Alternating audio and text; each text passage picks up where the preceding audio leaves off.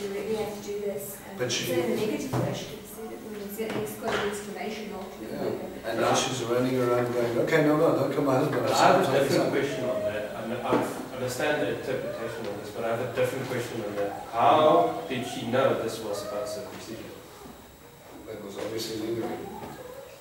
It had to be something, because the first thing, you know, she recognizes that God is about to kill Moses. And she goes, I'll grab a Philistine and I'll save his life. Exactly. How did she know she had to do that? It's one of those things. We're not exactly sure, but it seems to be in line with, you cannot appear before the people of the covenant. I'm the God of Abraham, Isaac, and Jacob. How many times did we read that in this portion? Covenant, covenant, covenant, covenant, covenant. I'm the one who instituted that seal. Through me and through your seed, I will bring them to the promised land. I'm going to take you to a land flowing with milk and honey.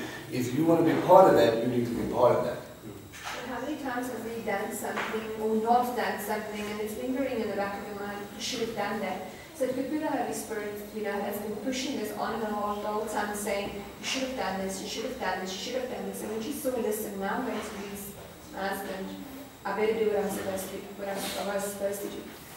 The responsibility, like you said, fell on Moses. And Moses was all accountable. Zipporah comes over there and she takes the blood and she says, remember, a covenant is to be cut in flesh. That's where it comes from. Okay? When you make a covenant, it's to be cut in. Alright? So that makes sense that this is a seal of something. And that seal is the promise that God made to Abraham, that through you and through your seed, I will be with you. They will become mine. They will be in bondage for 400 years, and then I will pull them out, and I will bring them to a place, and they will be, you know, all of the wonderful promises that He's already laying out for them. Okay, so it's a very odd portion. One idea is that this is her atoning for the blood guilt that he killed the Egyptian. I don't know if that has really anything to do with the blood covering. This, to me, is more about the covenant that God is continuing to establish. Okay, if that makes sense. But Moses might also have just been slapped, knowing that he should be doing certain things. His wife might have been more wide awake and known about it, and she suddenly thought, oh, cook, if I don't do this, I know what it's all about. Yeah. Moses is going to get, it's very puzzling, and this is something that, you know, a lot of scholars just kind of go, well, we don't exactly know, because God sends him, he knows that his son's not circumcised, they're taking everybody on this family journey, and then he goes, oh well, I think I'm going to kill him now. Yeah. But you said to me, why are you trying to kill him? Okay? Why was the family going with? Should he leave his family? Did he tell him that Aaron and him should go out before them? Why? Maybe he's putting his family in danger.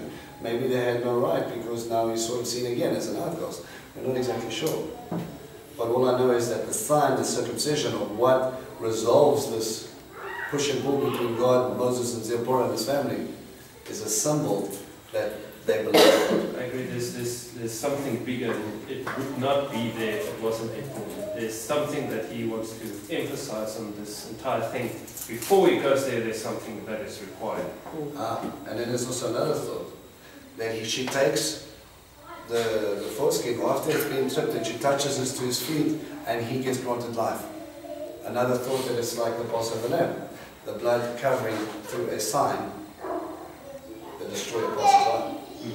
So God stays in his hand.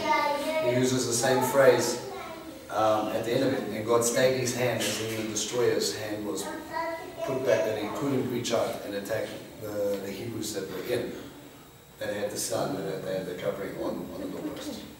Okay?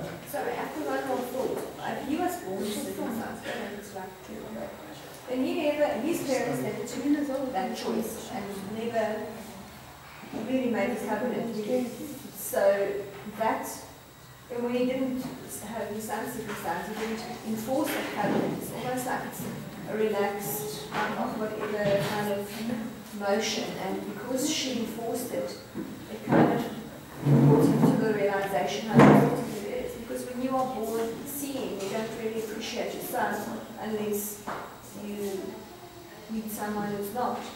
You know? Okay, that's an interesting interpretation. But the fact that Moses' father God was the God of his father, and it's mentioned just twice, knowing that the circumcision would have been in place.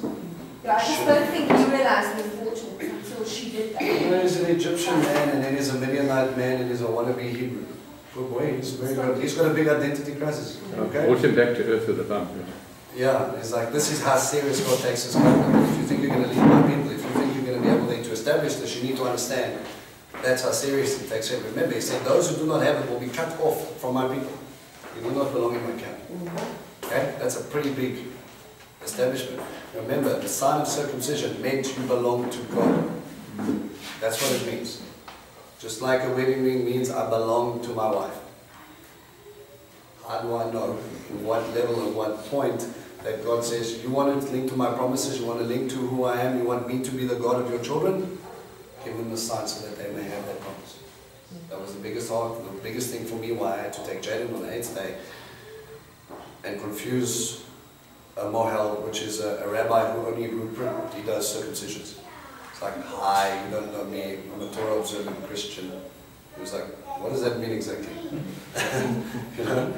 And I had to go sit in there, and he's like, so what do you do? Do you want to go and say, can I wear my talit? He's like, you can wear your talit if you want to, okay? And he's like, this is very strange. And he said, you know, he's met 1 or 2 other people, grown men that later went on and they wanted to be circumcised because of being more Torah observant, because they want that sign or that symbol.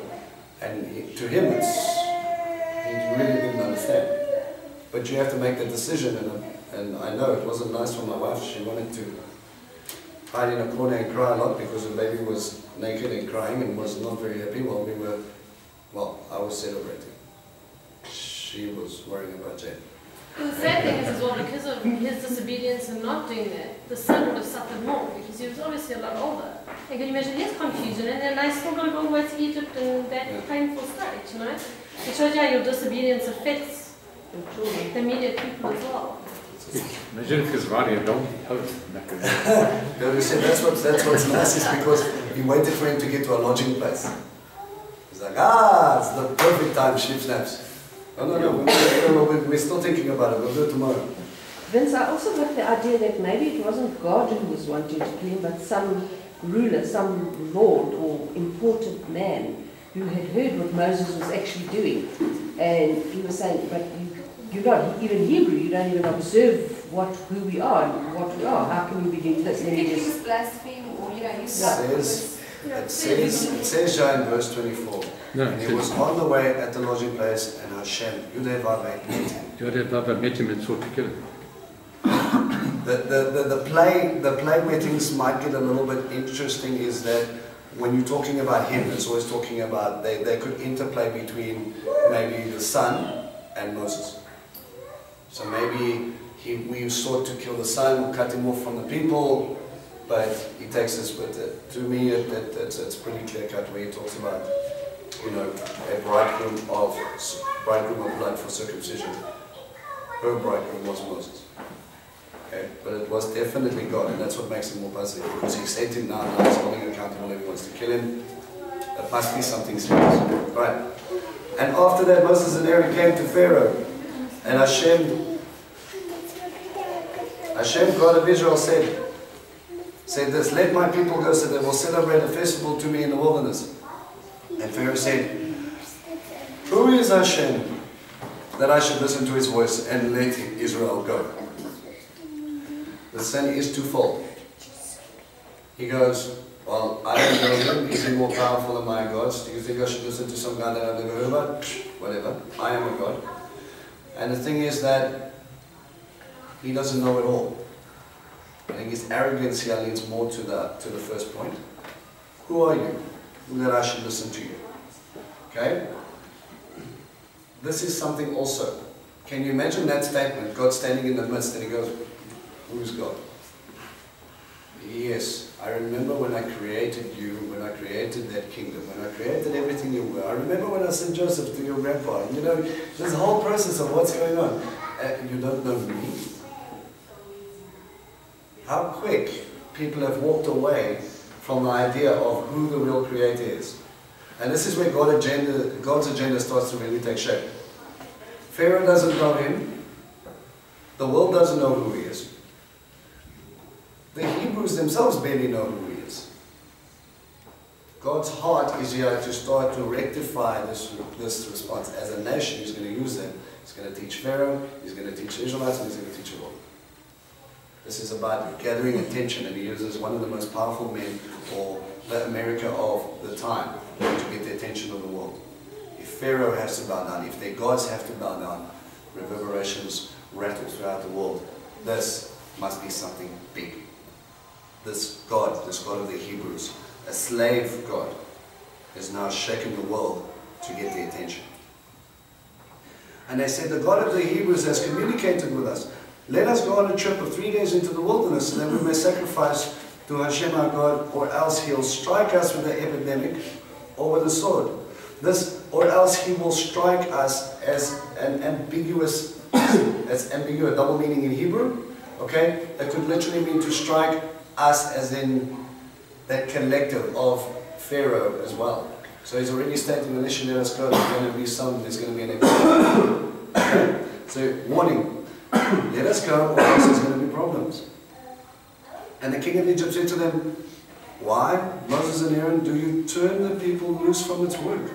Go to your burdens, get to your own responsibilities, always telling, oh, you're a bunch of slaves, right? Don't you just want to go and carry on being slaves somewhere else?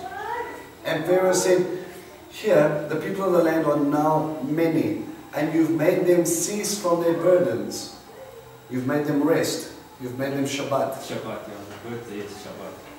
And Pharaoh commanded the taskmasters among the people and its officers that day, saying, you shall not continue to give straw to the people to make bricks as yesterday and the day before. They shall go out and collect the straw for themselves. And you shall impose on them the quota of the bricks that they were making yesterday as the day before. So now you've got double work. You've got to go and cut the straw, and then you've got to bring it there, and then you've got to make the mud bricks. I just want to add there, was it also that Moses reintroduced the Sabbath? No, I think it's a play on what's to come, because the Shabbat is what is going to be a covenant sign between God and his people. So you have caused them to rest. When he brings them to Sinai, and he says, you will rest on my day, you will cease from all your works. This, what we're doing, is a sign that we belong to God. Okay? So it's something that God is going to do, and he kind of uses this wordplay through it. You shall not subtract from it, because they are lazy. On account of this, they're crying, saying, let us go and sacrifice to our God. Let the work be heavy on the people. Notice, heavy tongue, heavy work, heavy burden. This heavy seems to be recurring as well. And let them do that, and let them not pay attention to the words that are a lie. And the people's taskmasters and its officers went out and said to the people, saying, Pharaoh said this, I'm not giving you straw, you go. Take straw for yourselves from wherever you'll find it, because not a thing is subtracted from your work.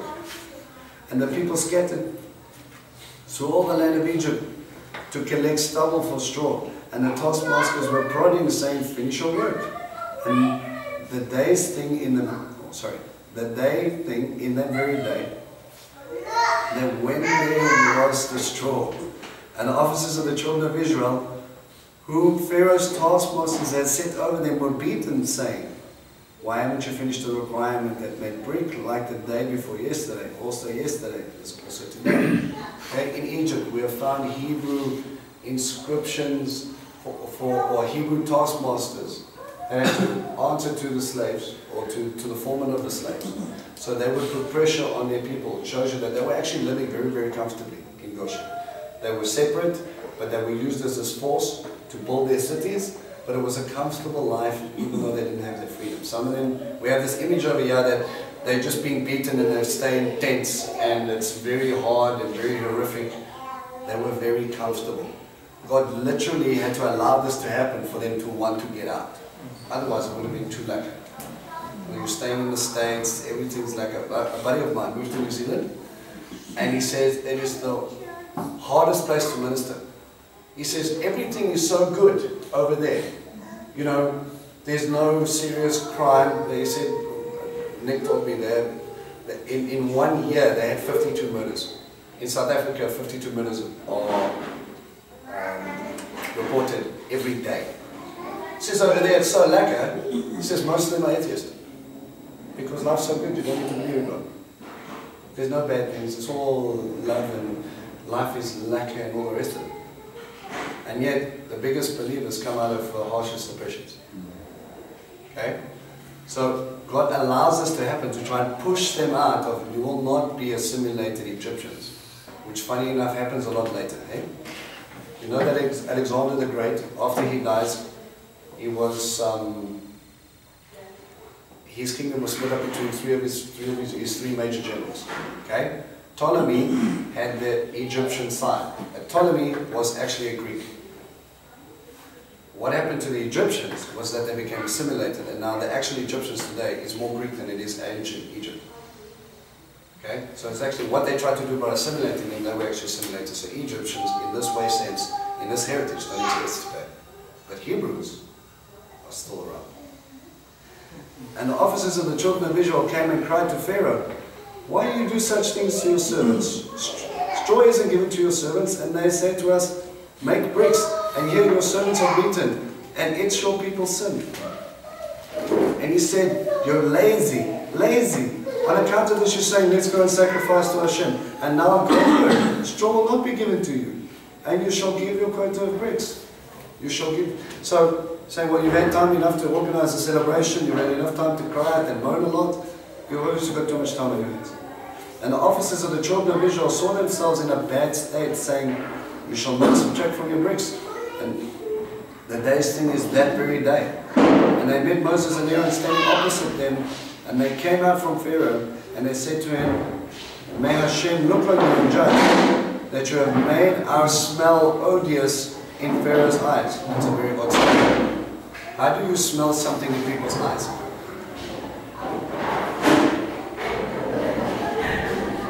Use your nose to smell, not your eyes. So you become stinky and disgusting before his face. And in his servant's eyes, to give a sword into the hand to kill us. And Moses went back to Hashem and said, "My Lord, why have you done bad to this people? Why did you send me here?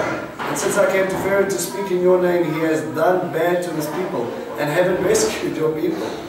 Did he not tell you? So you already told them. Check how the Lord doesn't excuse him in the next verses. He's just dealing with Moses. Even though I told you I would be with you, you're freaking out. Even though I told you I would help you talk, you're freaking out. Even though I told you not to be scared, you're freaking out. He meets him at his need. And Hashem said to Moses, "Now you'll see what I shall do to Pharaoh, because with a strong hand he'll let me go, and with a strong hand he'll drive him from his land." Strong hands lift heavy burdens. Heavy plagues will be coming, heavy hardening of the heart, and later, when they go to Sinai, a heavy cloud descends. Okay? He will force them out. He will chase them out. This is a heavy situation. That's true. And only God can lift this. God is the one in control. God is the one that's going to relieve this oppression. What I love about God is He gives you this whole plan of action. But we're so busy focusing on, oh my gosh, how am I going to get over this chair to switch off the camera? But it's so terrible. And God said, well, I'm going to move the chair. Why did you send me here? The chair is blocking my path. You gave me an impossible mission. We need to realize your shepherd knows what you need, where you need to go, and how He's going to remove the obstacles. It's not your responsibility. It's His. His plan, His purpose, His people. Okay? This is God's story. So when you look at your life, and you go through tough times, and you go through wilderness moments, understand, this is not how you are going to get yourself through this, but how you're going to look to God and watch what He does, so that when people see you, and they go, wow, Christo, nice Ferrari, bro. You must be fantastic at what you do. Christo doesn't turn around and go, well, you know, you've got it, you got it. He turns around and he goes, you have no idea, my boy, I have no clue what I'm doing, but look what God has given me. I freak out every month. I don't even know what to do, how to do it, where to go, but you know what? He takes care of it. And I just don't know. He has a loving nature that He will not only carry on His good work with you, but He will see it through, because His name needs to be glorified. And the more you're floating around realizing that you cannot do it, you're in good company.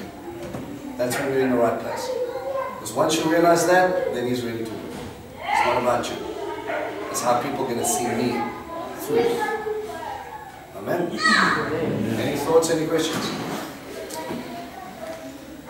No? Okay, great time is every time.